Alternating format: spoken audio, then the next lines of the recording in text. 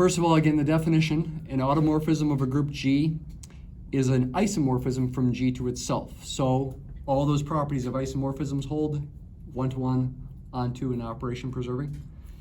What we're saying here, what we're claiming is the set of all automorphisms of G is in fact a group under function composition that is your operation, that's your group operation. So go back to the definition of a group. We do need to think about closure here, okay? Again, that's implicit in the definition of the group in terms of a binary operation. When you compose two automorphisms, do you get an automorphism? That may be one of the most fundamental things to think about here, actually. So say you've got two automorphisms, alpha and beta. So keep in mind when I write these, if I use this notation, alpha and beta, these represent two isomorphisms from G to itself. They are functions. You're trying to show that the function composition, Y is alpha composed beta. We could use the circle notation if we like, but we get lazy and just use juxtaposition, put them right next to each other. Why is this an element of aught G? That would be verifying closure if we can prove that. What kinds of things are relevant for proving that the function composition is indeed an automorphism of G? They both are one-to-one and onto, so we know from chapter 0 that the function composition is also one-to-one and onto. And yeah, they both map from G to G. If you want to draw a diagram here, work from right to left in the function composition. Beta gets done first, and then alpha. Alpha composed beta still maps from G to G. And yeah, we know from chapter 0 that alpha and beta being one-to-one implies that alpha composed beta is one-to-one. We also know that alpha and beta being onto implies alpha composed beta is onto. Are we forgetting anything? We haven't proved that the composition of two isomorphisms is an isomorphism. We haven't proved that it's operation preserving. Can that be done fairly easily? Let's give it a try, a little calculation here. So alpha composed beta applied to the product of two elements in G, G1 times G2 say. Well, by definition, that's alpha of beta of G1 times G2. Now use the fact that beta is operation preserving. So that's alpha of beta of G1 times beta of G2. And then use the fact that alpha is operation preserving. This is alpha of beta of G1 times alpha of beta of G2. And that essentially is it. If you want to emphasize that it's really alpha composed beta, you could then write this way if you like. But essentially, the key steps are using the fact that beta is operation preserving and alpha is operation preserving right there and right here. Okay? So yeah, function composition maps G to G. It's one-to-one, it's onto, it's operation preserving. It's an isomorphism from G to itself. It is an automorphism. That means this set is indeed closed under function composition. Next, we could ask about, say, the associative property. Associativity. Function composition is always associative by definition of function composition. Can that be proved? Yeah, I mean, it's writing down a bunch of symbols and understanding what it all means. Let's say we've got alpha, beta, and gamma. That's a gamma. Gamma in aught G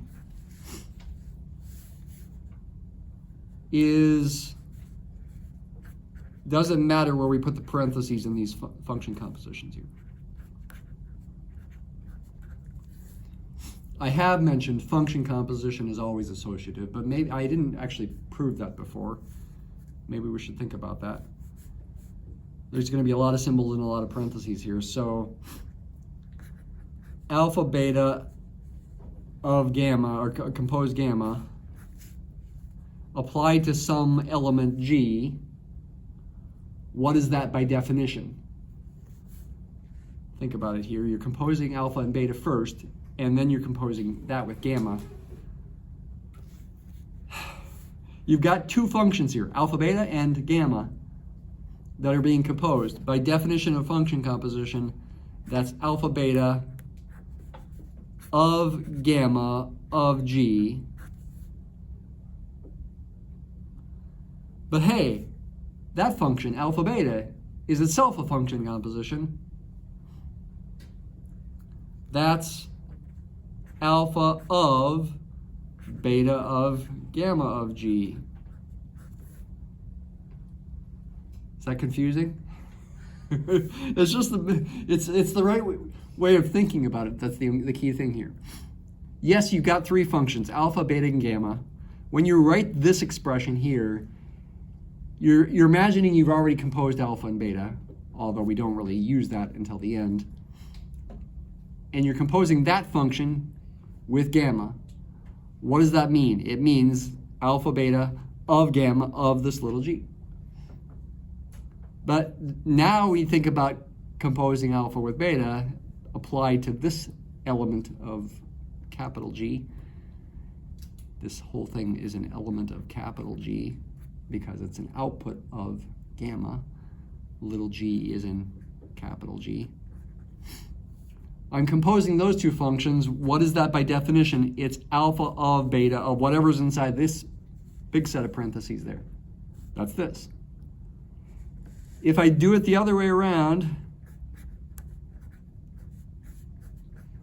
do I get the same thing? Well, now my two functions are alpha and beta compose gamma. By definition, that's alpha of beta compose gamma of G. But now work on the inside there. What is beta compose gamma of G? It's beta of gamma of G. Yes, you get the exact same thing. These are the same. We are happy. You might look at that and say that's just a bunch of abstract nonsense. And, well, in a sense, you're right, but it does have meaning, okay? And it does verify associativity and is part of verifying aught G as a group. Although if I put this on the test, you could just say we know function composition is associative. Here, okay, this is good enough to show you at once. Identity element? What's the identity element?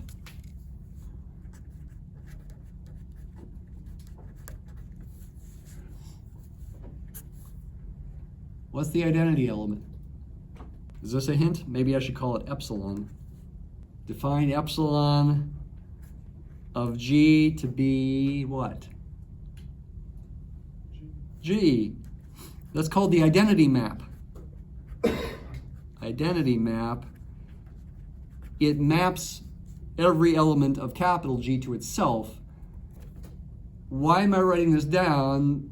This is a function. You think it's an automorphism? If I'm mapping everything to itself, that certainly should preserve the group structure of G. And it's certainly one-to-one and onto. I mean, is that hard to prove? One-to-one. If I assume epsilon of G1 equals epsilon of G2, does that imply G1 equals G2? Well, yeah, by the formula for epsilon. Done. That's the formula for epsilon. I just applied it there. Epsilon maps everything to itself. Is it onto?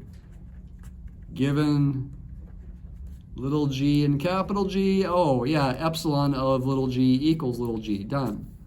I showed, given an arbitrary element of G, there's something that gets mapped to it itself. Is it operation preserving? Epsilon of G1 times G2 by the formula for epsilon is G1 times G2, but hey, G1 is epsilon of G1 and G2 is epsilon of G2. Done. It's definitely mapping G to itself. This is an automorphism of G. Epsilon is in aught of G. Does it act as the identity of aught G? We haven't proved that, actually. If I give me an arbitrary alpha in aught G, is epsilon compose alpha equal to alpha? Well, what would it mean for epsilon compose alpha to be equal to alpha? it would mean its output at an arbitrary element of G is equal to alpha of G. By definition of function composition, that's this. But hey, epsilon applied to that thing right there is itself. Yes, the output of epsilon compose alpha of G is alpha of G, and it works the other way too. Alpha compose epsilon of G, by definition of function composition, is alpha of epsilon of G, but epsilon of G is G. Therefore, epsilon compose alpha equals alpha compose epsilon equals alpha, and this is true no matter what alpha is. Alpha was an arbitrary element of odd of G. This shows epsilon does act as the identity element of odd G. Finally, inverses.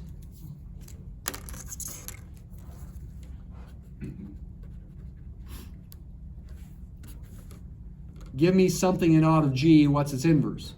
Well, it's probably its inverse function. Its inverse function certainly would exist because given something in odd of G, this is certainly one-to-one and onto by definition, right? Automorphisms are isomorphisms, and isomorphisms are one-to-one and onto. So its inverse exists, and its inverse would be one-to-one and onto as well. I had mentioned that before, recently, I think last week. Is this inverse operation preserving? Well, it also maps G to itself. Is it operation preserving? I think I talked about that last week too.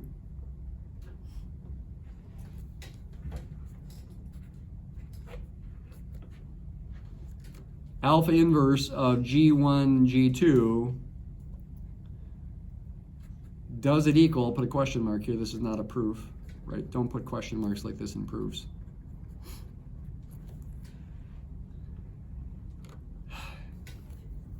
I didn't prove that, I just wrote it down with a question mark. That's what we want to prove. I think based on what we mentioned last week, the key thing is you want to use the fact that alpha is operation preserving. That would make sense, right? What else could you use? We know alpha of G1, G2 equals alpha G1, alpha G2. Probably we need to apply the inverse functions to both sides of this equation. The inverse function alpha inverse does exist. Now, what would happen if we apply it to both sides of this equation?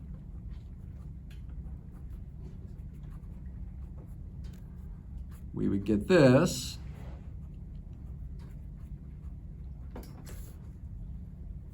Can you see all those parentheses there? This side is easy to simplify. That's G1, G2. You know what? Maybe what we need to do. Maybe I did this the wrong way around. Actually, let's cross that off. We don't know if this is true or not, but apply alpha to both expressions on both sides. I think that's the better way to think about it. Got a paper here. So apply alpha to the left side, you get alpha of alpha inverse of G1, G2. By definition of inverse functions, that's G1 times G2. If I apply it to the other side, I'm not claiming yet that these are equal, but I'm hoping to show they're equal. Right. I'm hoping to show that this is true. I put a question mark there. I'm applying alpha first to the left side and secondly to the right side and seeing maybe if I get the same thing. And would that allow me to conclude these are equal? Well, here is just a definition of an inverse function. Here I need to use the fact that alpha is operation preserving. This is the key step here. Alpha of this product will be alpha of the first thing times alpha of the second thing. But hey, again, alpha and alpha inverse are inverse functions. This is then G1 times G2. And so what I have here is that alpha of this thing and alpha of this thing are the same in the end for different reasons. Here I'm using the fact that alpha is OP. How do I conclude then that these inputs must be the same? Which is what I want to conclude. Use the fact that alpha is 1-to-1. Alpha being 1-to-1 implies that these inputs must be the same. That's how you'd want to do it. So yes, this is a long and complicated proof with lots of very abstract kinds of things to think about. But with practice, you can do this, okay? Would I put this on a test? It's probably too long for a test. But if I asked you to verify part of it or something, you should be able to verify part of it. The book also says the set of inner automorphisms forms a group as well. What's an inner automorphism? Let's use the phi notation like the book does. Phi sub A of X, inner automorphisms have formulas. They're not as abstract as can be, as we've just been talking about with pure automorphisms. Inner automorphisms are a little less abstract, a little more concrete. They have formulas. AX A inverse is the formula. Have you ever done this kind of thing before? You have, actually. Where? Let me write it down. Maybe something like this. P inverse AP. What's that look familiar from? Linear algebra. Diagonalization. P inverse AP, I mean, you know, and the inverse of an inverse is the matrix itself. Essentially, it's the same kind of thing here. Just different notation. I mean, the X and the A's could be matrices. These could be matrices. We could be talking about the original group being a group of matrices, like general linear group. And this would correspond to this kind of calculation from linear algebra where you were diagonalizing. You had to pick P to be something special in linear algebra. You were given a square matrix A. To find the P matrix, you had to find the eigenvalues and the eigenvectors, and you made the columns of P the eigenvectors of A. And when you diagonalized, the eigenvalues were in the main diagonal. So it was a very special kind of thing, but this is related to it, is all I'm saying. This is called an inner automorphism induced by A. Different A's will give you different formulas in general, though sometimes they could be the same even if they're different A's. And the book's examples illustrate that. In G is, for purposes of that we come to later in chapter 9, I believe, more important even than ought G. It's the set of all inner automorphisms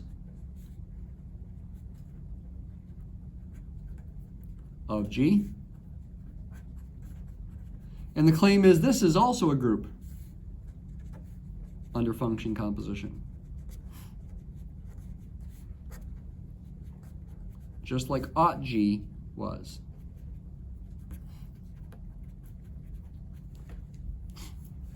Well, you know, you really should prove that inner automorphisms are also automorphisms first, as sort of a pre-step for proving this. Because what we want to do here ultimately is show the inner automorphisms in G is a subgroup of ought G. We can use a subgroup test. So the question is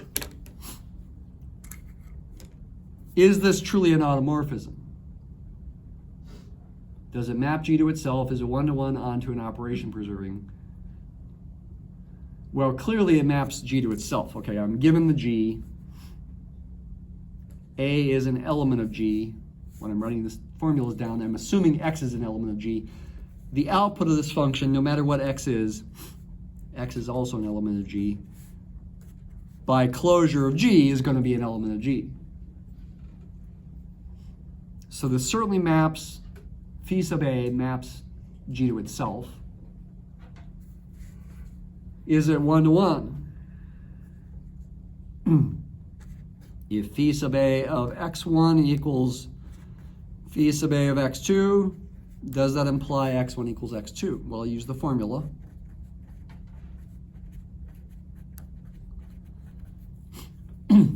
And yeah, that's going to be pretty easy. That's just cancellation. Left cancellation and right cancellation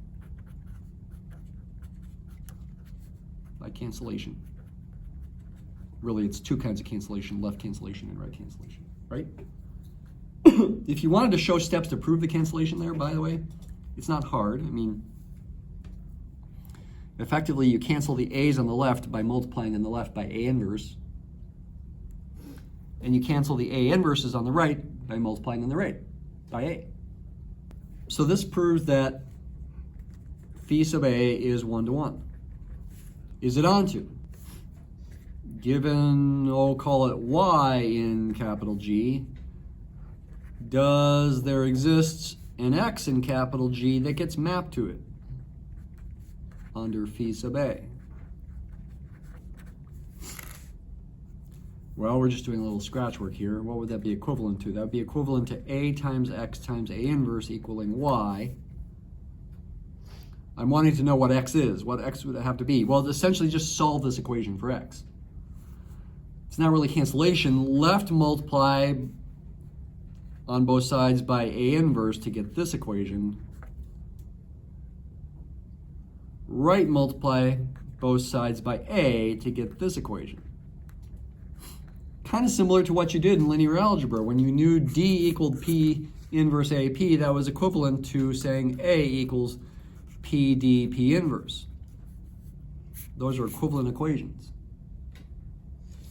To do the proof, given y and g, you would say let x equal this thing here and then work backwards to say this is true and therefore this is true. Catch that? To prove phi sub A is onto, you'd say give me an arbitrary y and g, let x equal this, which is certainly in G, do the steps backwards to get this equation, which is equivalent to that. That's how you'd want the logic to go.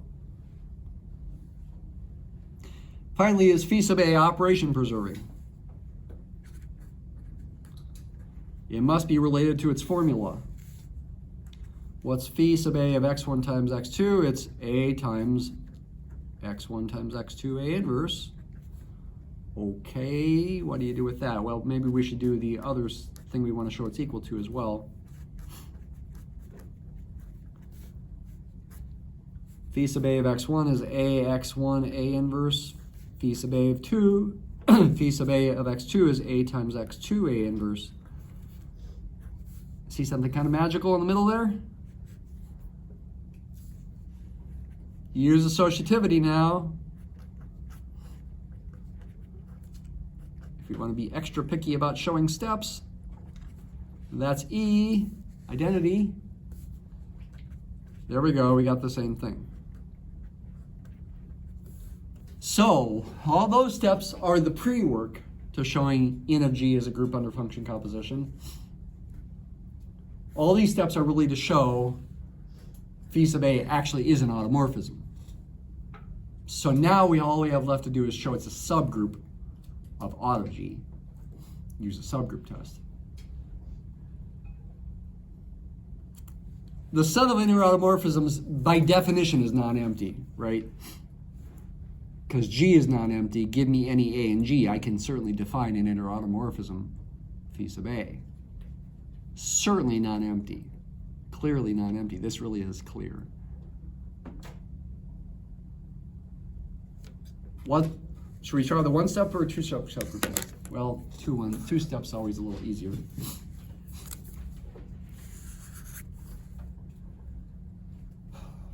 Show it's closed under multiplication, quote unquote. which is function composition here, and show it's closed under inverses. So what does that mean here? I gotta show if I have two functions like this, phi sub a and phi sub b maybe, that when I compose them I get another function like this with the same kind of formula. That's what it means.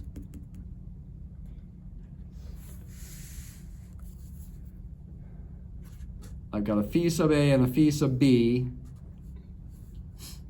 that I want to compose. And see if its formula can be written in this form. That would mean it's an inner automorphism, because to be an inner automorphism means you have this kind of formula. Assuming each function individually has such a formula. Well, again, what's the definition of function composition? It's this. What's phi b of x? It's bx b inverse. What's phi sub a of that? It's a times that times a inverse.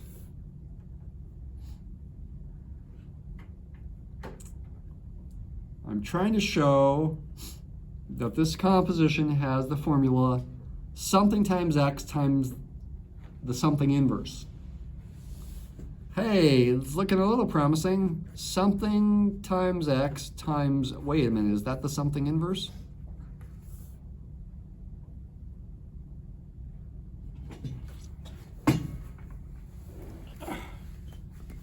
Putting my socks and shoes on.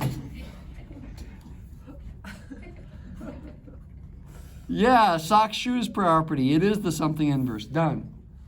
This function composition is the same as phi sub ab of x.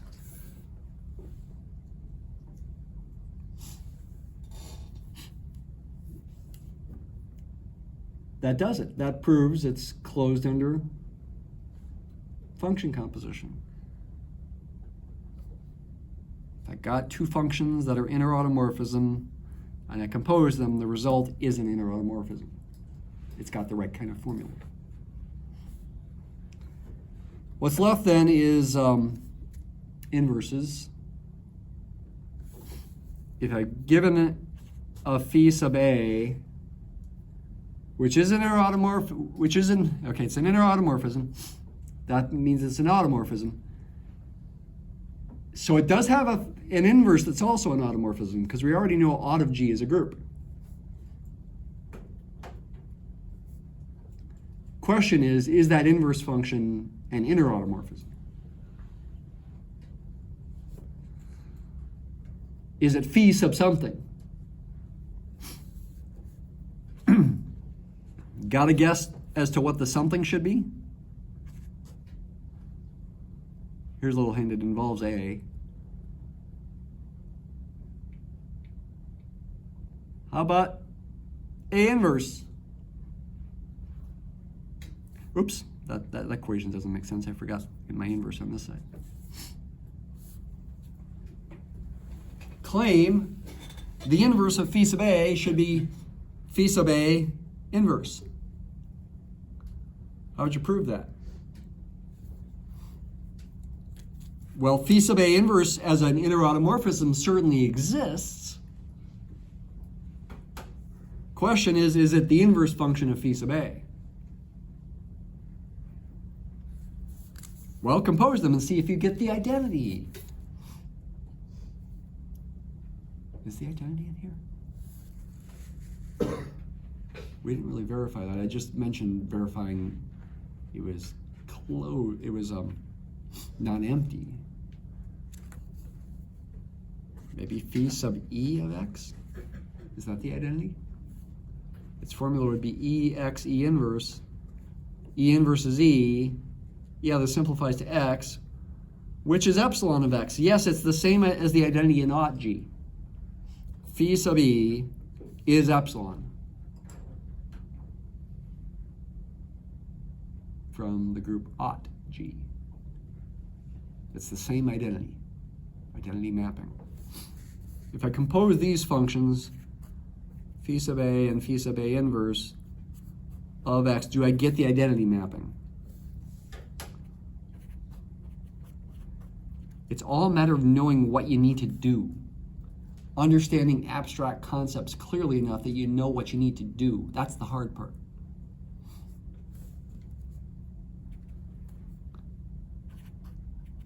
What's phi sub a inverse of x? It's a inverse xa. And phi sub a of that would be a times that times a inverse. Yeah, it's looking good. Use associativity. We get exe, we get x. We get epsilon of x, which we could also call phi sub e of x. E is the identity in capital G. Epsilon is the identity in aught G and also in G. It is an inner automorphism. And you could compose it the other way around as well and get the identity. So now by the two-step subgroup test, in G is a subgroup of aught G, and therefore it's a group. Yeah, it's a lot of work, a lot of abstract work to think this all through. But I think this is worthwhile because you are working with real abstract concepts if you want to understand Chapter 6. Question? When you're proving this, would you have to do the identity work that you did up there? Right here? Yeah. That was background just to inform you about this. Yes, it would be good enough just to do this. Okay. I mean, it is worth noting that, yeah, it probably should do that because it is worth emphasizing that epsilon of x is an inner automorphism.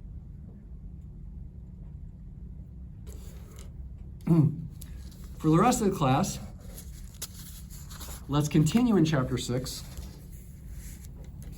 but let's focus on trying to understand the reading.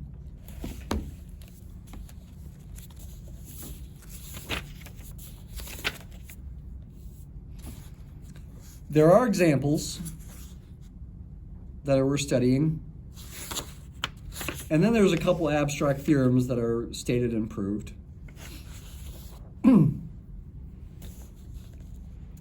Let's go ahead and look at the examples first, starting with example 11.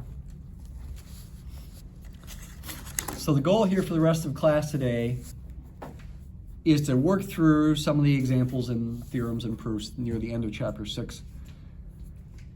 And you really should work through these again, okay? You shouldn't just say, oh, Dr. Kinney did it in class, and so now I don't have to do it, okay? You want to make these things your own. So we've just been talking about inner automorphisms here. Here's an example. Example 11, it says, the action of the inner automorphism of D4 induced by R90 is given by the following table. What's this all about? D4 is the group, dihedral group of order 8, meaning symmetries of a square, 4 rotations, 4 reflections. Cayley tables back in Chapter 1. Phi sub R90 has this formula where A is replaced by R90. And R90's inverse is R270. Inverse of a 90-degree counterclockwise rotation is a 270-degree counterclockwise rotation. What are we seeing here? We're seeing what everything gets mapped to under phi sub R90. The identity gets mapped to itself. Makes sense? R0, the identity commutes with everything. If you put in this formula, everything cancels, so to speak. R90 commutes with itself. If you ever thought about that, any group element commutes with itself. The centralizer C of A of any group element always includes A itself. In fact, it includes every power of A. It includes the cyclic subgroup generated by A. R90 gives map to itself. R180 actually commutes with everything. R180 is in the center of any group, or of these dihedral groups when it exists. When the subscript is even, then R80 will be in there. and it is in the center, it commutes with everything, so it gets mapped to itself. Everything cancels there effectively, the inverses do. Turns out our 270 gets mapped to itself as well. Yeah, I guess this is not too surprising because the subgroup of rotations is abelian. But the flips, the reflections, do not get mapped to themselves. H gets mapped to V, V gets mapped to H, D gets mapped to D prime gets mapped to D. You should check these calculations with the Cayley table or by thinking about it geometrically. So phi sub R90 is not the identity map, though it acts on the identity as the identity on the rotations. But it's not the identity element of out of G or in of G, because it's not mapping these things to themselves. Next example is this one, n of D4. We were just looking at one element of n of D4 in the previous page, phi sub R90. So on the surface of it, these 8 inner automorphisms are all elements of n of D4, but different subscripts could induce the same map. And that's what the author emphasizes here. Our job is to determine repetitions in this list. Even though notationally they look different, when you figure out what they map things to, they could map it could, R270, for example, phi sub R270 could be the same function as phi sub R90, for all you know.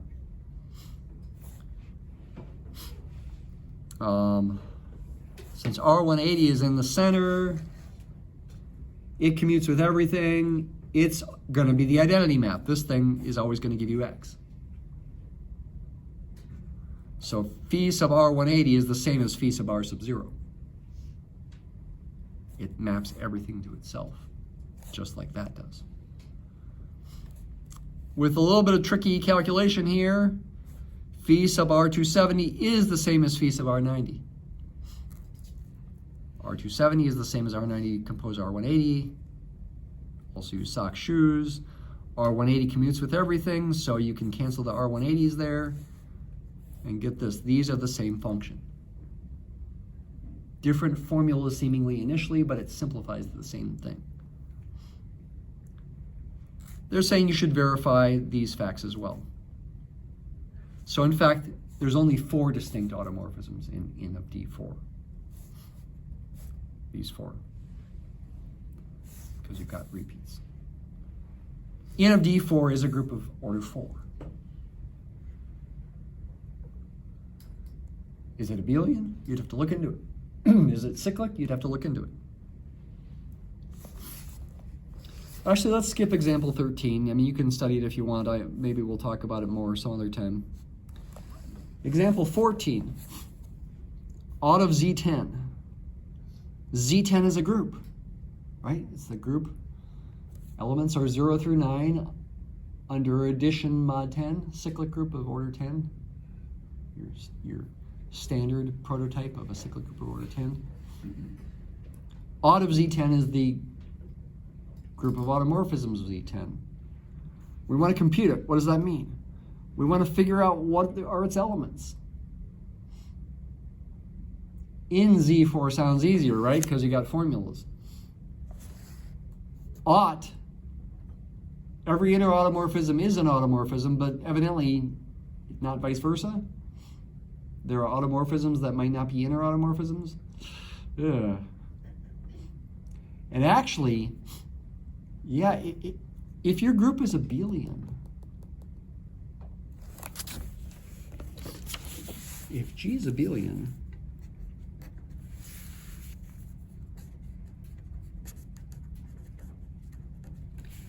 in G is going to be trivial. What do I mean by that? What do you think I mean? What will in G equal? It will not be empty. What do you think I mean by trivial? Just got one element. The identity. What identity? That identity. Because every other automorphism or every other element of G, every other A in G, induces the same map. Why? Phi sub A of X is AX A inverse. If G is abelian, I can write that like this.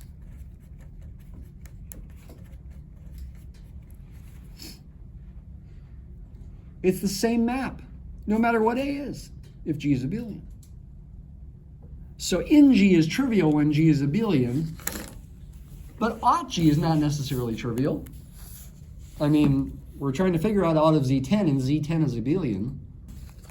What does the author say? We're trying to discover enough information about an element of odd Z10 to determine how it must be defined.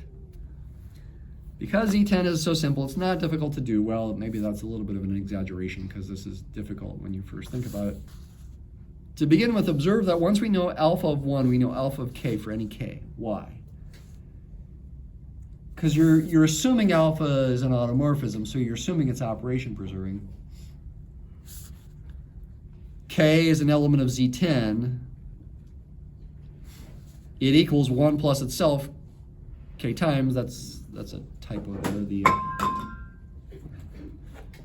It's okay. That was really loud, though. There's a little bit of a typo here. There are lots of typos in this edition of the book. I'm sorry. The curly braces here should be just over the ones. Under the ones, I should say. This one's not a typo, though the curly braces should be there. There are K1s in there that are being added. This is the effect that alpha is assumed to be an automorphism and it's operation preserving. Right there. Under addition, the operation's addition. Yeah, and when you add phi of alpha of 1 to itself k times, you can get k times alpha of 1. Keep in mind that if you're going to simplify this, you might have to mod by 10. You know, if alpha of 1 were 9 and k were 7, you'd have 7 9s being added together here, giving you 63, but then mod by 10 to get 3. The author doesn't say mod 10, but that's assumed because this is an element of Z10. But this is still true. So it's properties of modular arithmetic there. So we only need to determine the choices of alpha of 1 to make alpha an automorphism. That makes it easier. This is a key observation here, by the way, for understanding some stuff that comes in the next few chapters. It's an important kind of example, even though it's challenging. Since property 5 of theorem 6.1 says that the order of alpha 1 must be 10, why is that? I'm not looking at theorem 6.1. I mean, I could. What's special about 1 in Z10? What's special about the element 1 of Z10? It starts with a G. It's a generator. Z10 is cyclic. We know isomorphisms preserve orders. That's what this is about. The order of the output, alpha 1's got to be 10 as well, since 1's got an order of 10. So there's a limited number of choices. Alpha 1's got to be a generator of Z10. Yeah, pick the numbers in Z10 that are relatively prime to 10. 1, 3, 7, and 9. There's 4 possibilities. Then the question is, do each of these produce an automorphism? And that's what the author goes through, saying yes, they do. You got to verify that they're one-to-one and onto, and well-defined even, that they make sense, and operation preserving. I'll let you read those details. Ultimately, you should also think about constructing the Cayley table. Auto Z10 with this special subscript notation has a Cayley table that looks like this. Turns out to be isomorphic to U10, U of 10. Look at the subscripts and the numbers over here, they match. Is it cyclic? Yeah, it's gotta be. Because, for example, 3 and 7 have an order greater than 2, right? 3 times 3 is 9, which is not 1. 7 times 7 is 9, which is not 1. Same kind of thing happens with alpha sub 3 and alpha sub 7. These are cyclic groups. Not all the U groups are cyclic, by the way. In case, I think I did emphasize that once. Some of the U groups are. U10 is. but not all the U groups are.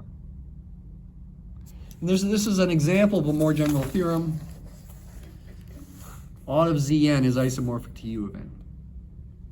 And since U of n is sometimes cyclic, sometimes not, Aut of Zn is sometimes cyclic, sometimes not. But always abelian. Un is always abelian. Multiplication mod n is abelian. So this Aut of Zn is always abelian. Which is maybe a little surprising because in general function composition is not abelian. But if the group there is Zn, then Aut of Zn is abelian. Aut of D4 is not, probably. Because was n of D4 not?